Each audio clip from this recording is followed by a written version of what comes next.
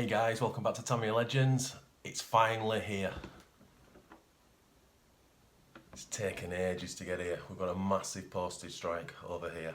Should have had this about 2 or 3 weeks ago.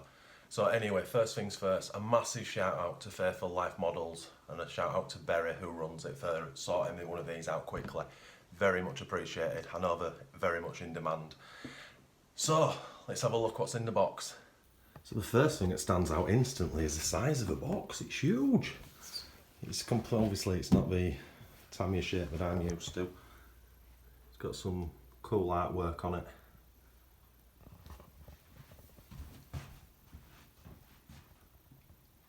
Which is always nice. Right, let's get the top off.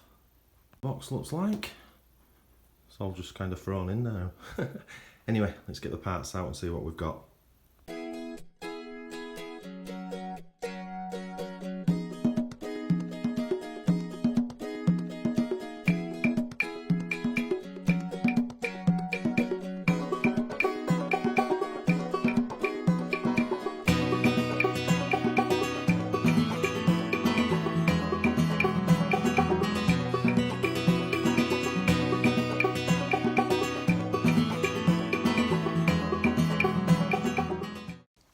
So the first thing I wanted to see was what electrics it came with. So obviously it does come with an electronic speed controller, which is a Tamiya TB LE02, which is a decent enough speedo. So anyway, that's in with the kit and the instructions. Now, here's a bit that's thrown me. So I was searching for the motor, and that's what I found. The gearbox is pre-done for you already, which has absolutely blown me away. I'm shocked. It's all done. Motor installed, gears installed. Couplings, it's just awaiting the couplings inside, which, I mean, maybe Tamiya have done this before, I have no idea, but that's brand new to me. And my first thought straight away was, well, that's going to be a very quick build, but when I see the rest of the remaining amount of parts left to build, you know, anyway, so that's that. Let's see what's next. Right, next up is the chassis, which is here. Now this is a WRO2 CB. Never built one of these before, and I don't even have a clue how it goes together, so that's going to be fun. So we have that, these pieces. We have loads of plastic. So we've got some spotlights, that's the exhaust. Those bits, and there's these bits. I don't know what any of these do. None of this looks familiar at all, which I suppose is going to make the build a lot more fun. And we have the shocks. So we have the small white CVAs that Tamiya have used on quite a few models. These are obviously oil filled with the short springs. So that's the shock set. Let's see what else we've got. Right, next up is the shell decals and driver. So I have no idea why, but I assumed it was going to be a hard body, but it's actually a polycarbonate. So I guess that's easier and quicker. Obviously it resembles the original Grasshopper shape.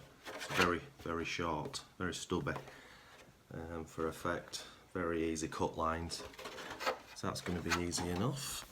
And we have the decals, which at a glance just look like the standard Grasshopper decals. You can see them. So there's a fair bit on there.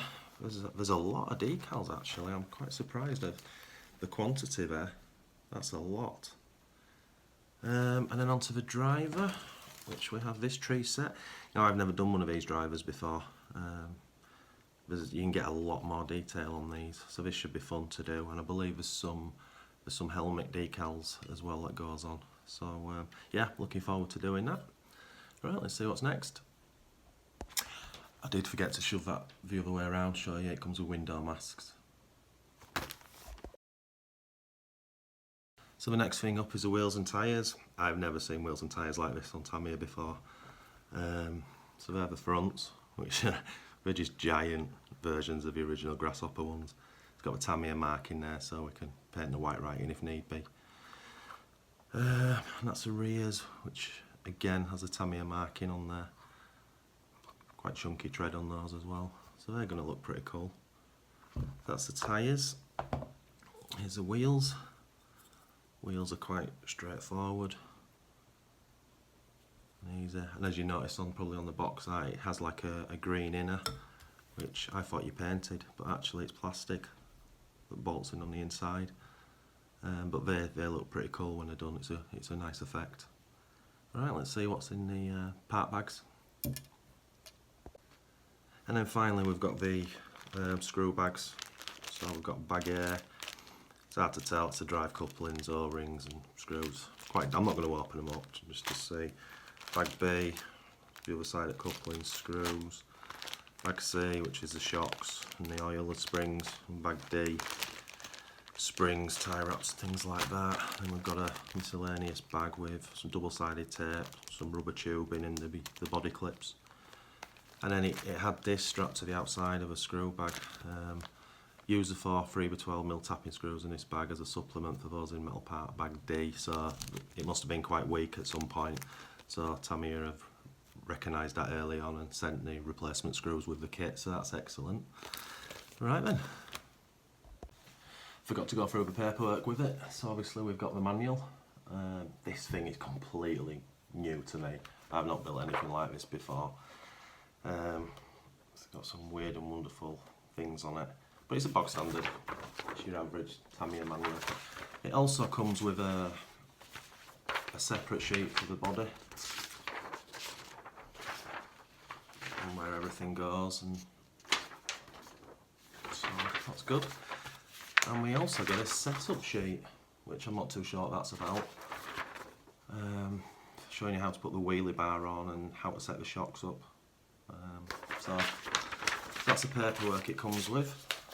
Right, so that's everything you get in the box. So that's the end of this video, which is part 1. We're going to do this in a 3-part.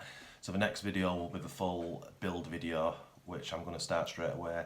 And then we'll do a 3rd video, which will be the running video, which should be super fun.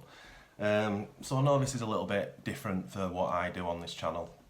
But obviously Tamiya are sort of remarketing for the younger generation, and this is what floats their boat, which I totally get.